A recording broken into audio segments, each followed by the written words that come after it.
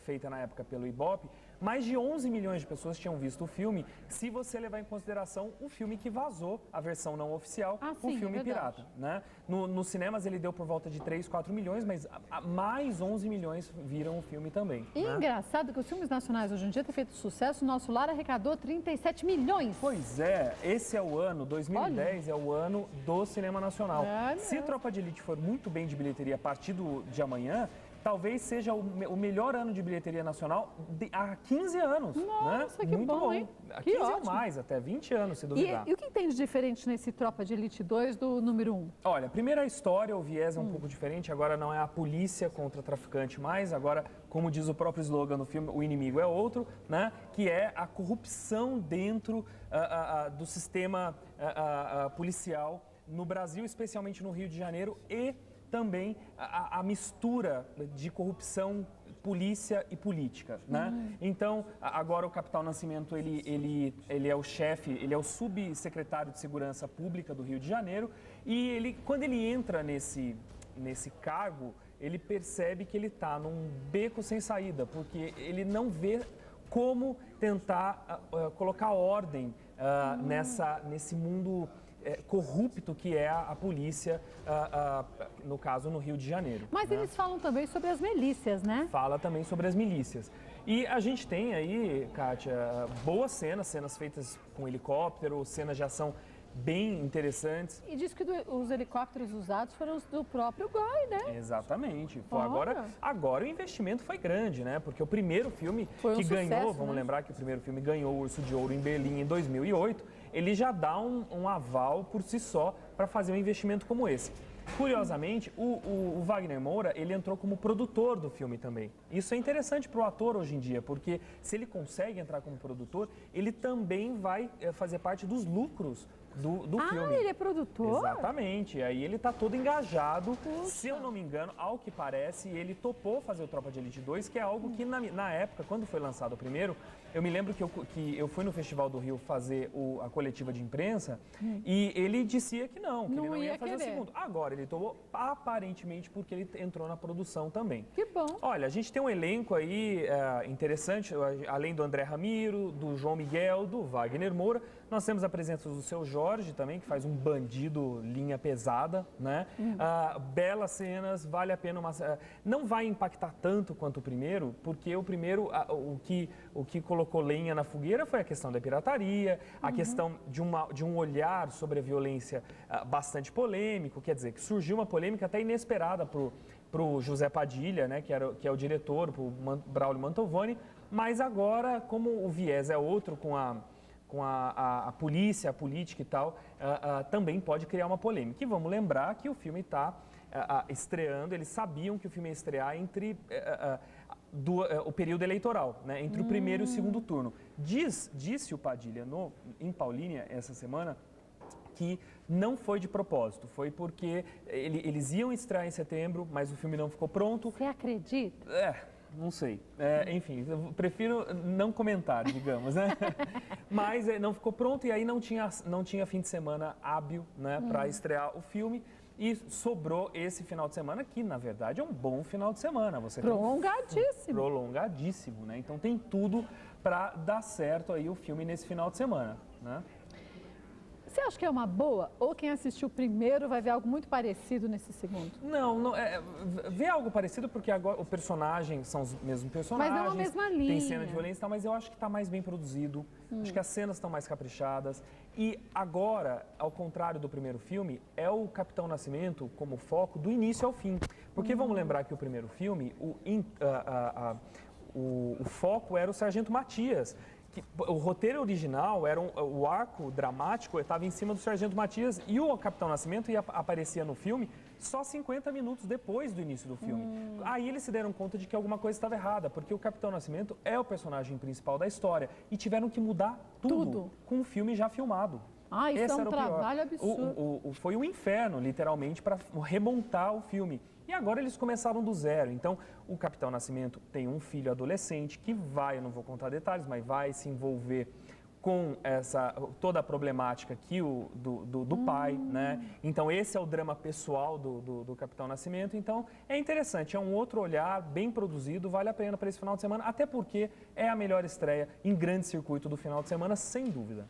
Então, fica aí a dica. Mais uma dica para cinema ainda. Olha, eu trouxe uma dica, na verdade eu trouxe um filme para a gente até discutir um pouquinho sobre conteúdo para criança, A Lenda dos Guardiões, né? Que é um filme em tese... Das corujinhas, né? Das corujinhas, né? Um legal. filme em tese produzido para crianças e adolescentes. Por né? que em tese? Já vou falar, olha só. Visualmente o filme é lindo, fantástico. É 3D também a gente 3D. encontra, né?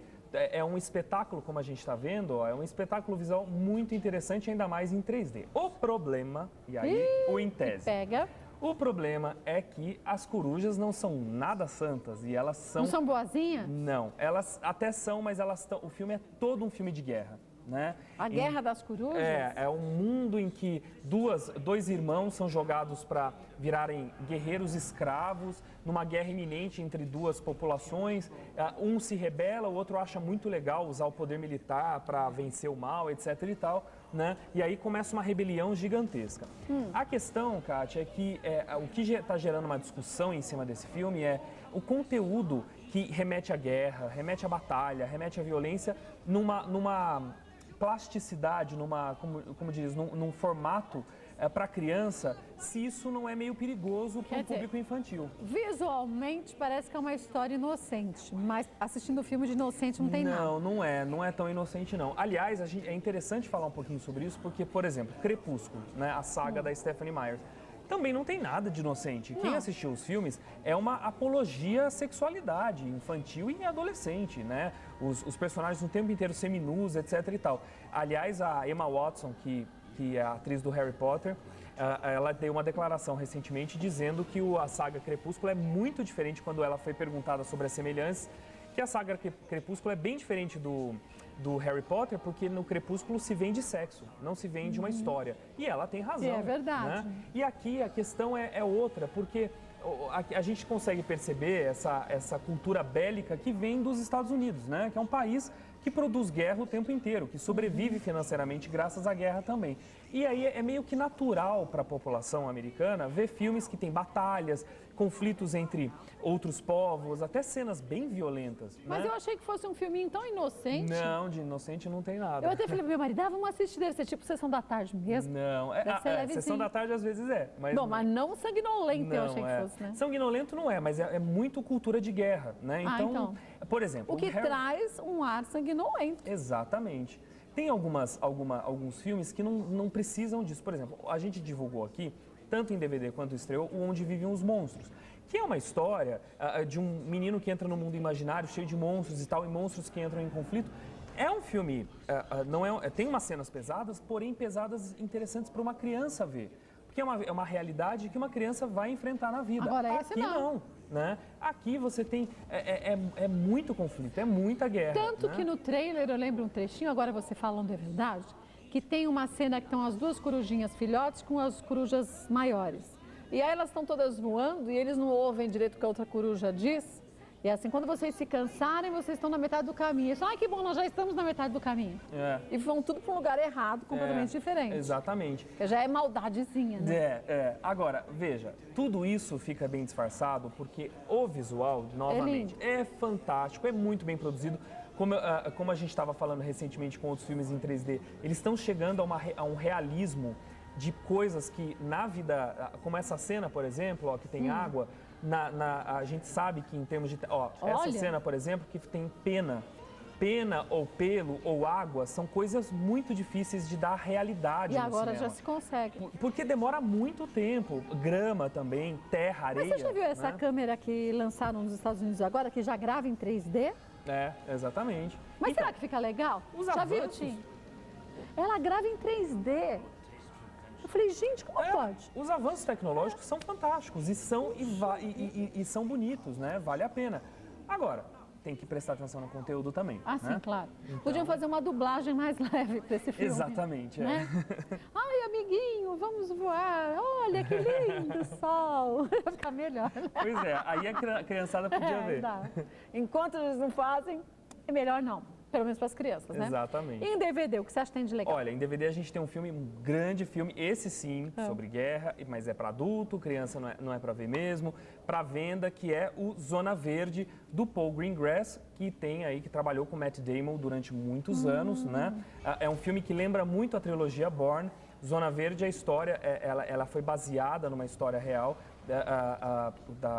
da guerra do Iraque, quando vazou uma informação de que o governo Bush teria usado um pretexto para declarar guerra ao Iraque em 2003. Quer dizer, eles já queriam invadir mesmo, Já queriam, mas foi depois do ataque terrorista, usaram como pretexto e a história gira toda em torno disso. Você não acha que foi verdade?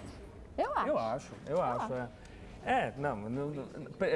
Não tinha, eles não acharam, inclusive, armas de destruição em massa. Então, né? Exatamente. Aliás, o filme ele é muito verossímil em relação a isso. A história de um tenente do exército americano, que é o personagem do Matt Damon, vai para o Iraque porque disse ter achado armas de destruição em massa. Né? Quando ele chega lá, ele se descobre que tudo isso é uma grande armação. Que não tem arma nenhuma. Exatamente. E ele não sabe em quem confiar no meio de um deserto no Oriente Médio. Né? Mas não é esquisito um filme desse ser feito em Hollywood? Não tanto, sabia? Você acha por quê? Porque tem alguns diretores que eles são abertamente democratas, ou seja, eles não são a favor dos republicanos. E o Bush, além de republicano, ele era muito odiado nos Estados Unidos. Mas né? isso pode gerar uma vontade de uma encrenca, de uma nova guerra muito grande, né? Não, e não só isso. É importante dizer para o público que está ouvindo que filmes de guerra são os filmes mais caros que podem ser feitos no mundo. Né? É mais caro que animação, é mais caro que tudo. O custo é muito alto. Por quê? Né? Porque você tem que ter um figurino super verossimilantes, então você não pode usar o mesmo figurino do Guerra do Vietnã num filme de Segunda Guerra Mundial. É toda hora de muda, né? Você tem locações que devem ser muito verossimilantes. Carros, né? mil que explodem. Tirando helicópteros, aviões, carros, etc. e tal. Então, como um filme de guerra é caro, em geral eles precisam de ajuda do governo para locações, etc. e tal. E tanques, tudo que não está usando no momento, né? Quando os Estados Unidos não está em guerra. O que é raro, mas acontece. Então, eles precisam de ajuda. Num filme desse, o governo americano provavelmente não ajudaria, porque né, faz uma crítica dura pesada, ao governo né? americano.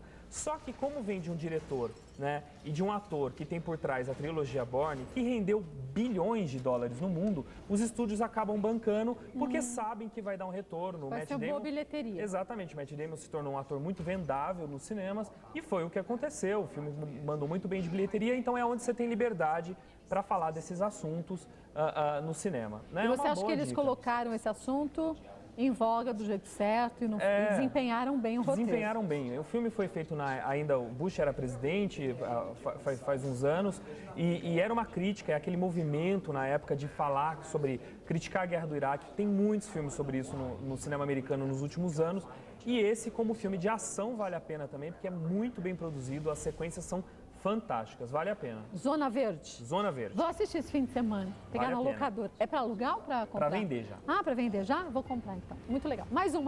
Olha, a gente tem uma comédia. Né? Eu adoro aquelas comédias com açúcar. Essa é bem Sessão da Tarde mesmo. Qual o Primeiro Mentiroso.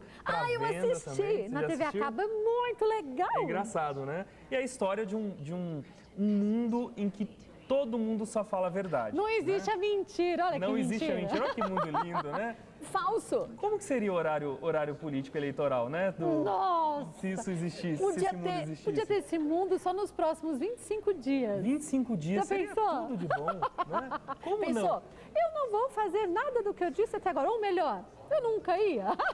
Que legal. Não, mas para deputado estadual federal teria sido muito legal Ia também, ser né? bom. Mas olha, a gente não ia conseguir conviver todos em sociedade, se fosse só verdade. Já pensou? Pois é. Eu olho pra você e falo, não gostei do seu cabelo, seu sapato é horroroso. E Falo, aí eu nossa, você tá revido tão também, gorda, nossa, você precisa emagrecer. Não ia dar certo?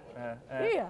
Pois é, mas essa é a história do filme, né? É um mundo em que só se fala a verdade até que aparece o primeiro, Mentiroso. alguém inventa a mentira, né? Que é ele. Que é o Esse personagem faz. principal, que na verdade esse ator, né, que é o Ricky Gervais, é o astro principal da série The Office na Grã-Bretanha, no Reino Unido, né? Nos Estados Unidos é feito pelo Steve Carell, mas lá, que é a série original, é com ele, que é uma das séries mais bem-sucedidas de todos os tempos. E ele é né? muito bom. Ele é fantástico. Aliás, dizem que a série The Office é melhor a britânica do que a americana, né? Eu gosto das duas. E aí aparece, ele começa a mentir, cria até uma religião atrás disso, né? E ele acaba, inclusive, se envolvendo com uma personagem que é da Jennifer Garner, né? E tem uma história de amor aí por trás. Mas é um absurdo o que ela fala pra ele. O quê? Que cena? Tem uma cena que ela fala pra ele assim: ela tá gostando, ele quer casar com ela, mas ela quer casar com o outro. Ela simplesmente diz pra ele: geneticamente, eu não quero ter um filho como você. Exatamente. Careca, gordo e narigudo. Eu prefiro fulano, que tem um porte atlético, um corpo sensual. Você, fisicamente, geneticamente, não me interessa. Eu falei, gente, que absurdo. Imagina se todo mundo falasse o que pensa. Lembra de um filme do Jim Carrey que tinha O Mentiroso, né? Que é um advogado que de repente não consegue não falar mais Porque mentira. um filho pede para Deus no dia do aniversário, para o pai não mentir mais. Exatamente. E o pai isso só se acontece, ferra. ainda mais para um advogado, é complicado, né? Uma boa dica aí para o final de semana. E é um filme bem água com açúcar, mas é divertido e faz a gente pensar o quanto que, infelizmente, a gente muitas vezes não pode ser 100% sincero. Exato. E como as relações sociais são moldadas com pequenas mentirinhas, médias mentirinhas, né? E grandes mentiras também. Né? É que as pessoas falam, eu não minto. Não existe quem não... Quem não dá uma pequena mentira não é possível. Falar assim, eu não minto, eu dou uma floreada, já está mentindo. Porque tem uma situação, algumas situações sociais, que se você fica quieto, você está fazendo uma crítica. Se você fala a verdade, é pior ainda. Então você vai falar, não, você está linda, seu vestido está lindo. E imagina que falar para uma mulher que não engordou, né? Não tem como falar a verdade. Não tem, ela vai te matar. Vai matar. É melhor se mentir um pouquinho. Então, é mentira saudável. Mas é uma mentira. Essa é mais uma dica boa. Exatamente. Bom, outra dica muito boa é que você aprenda um pouco mais sobre cinema. Eu acho que, principalmente nessa fase, o cinema nacional crescendo tanto, Exato. E tantos jovens buscando uma colocação, por que não, uma recolocação profissional, esse é um bom segmento a ser seguido, ótimo, né? Nossa, totalmente. A indústria cinematográfica brasileira está cada vez mais forte, né? E está precisando de profissionais, cada vez mais, né? Então... Tem que aproveitar para você fazer cursos lá na Academia Internacional de Cinema. Mas se você não quer se tornar um profissional dessa área, mas quer só entender também um pouco mais, também tem cursos assim, Exatamente. Né? Olha, em breve está começando um curso de roteiro, a oficina de roteiro, que é uma das mais conceituadas lá, que é justamente formador de contadores de história, né? Quem quer contar essas histórias para o cinema, né? Dar novos ares para o cinema nacional ou contar de um outro olhar as mesmas histórias, é no roteiro que tudo começa. É uma boa, né? Ô, gente, o som do filme tá rolando ainda. Hold on, man. Todo mundo está assistindo. Quer ver também. Ó, telefone é o 0 operadora 11 3826-7883. 3826-7883. Entre em contato com a Academia Internacional de Cinema e você vai saber direitinho quais são os cursos e a partir de quando que você pode fazer. Isso mesmo. Obrigada. Tchau. Estamos ansiosos esperando a Luísa. Eu Será também. que ela vai esperar para virar escorpião? Acho que vai virar a lua, dizem, dia 22 e vai nascer. Vamos ver. Dia 22 vira a lua? Essa história de lua é verdade. Toda vez que vira a lua, começa a reparar, as crianças nascem. Você não acredita nisso? Eu acho Eu acredito, minha avó falava e a gente checava e era verdade. É verdade, é isso aí. Agora, que outra coisa?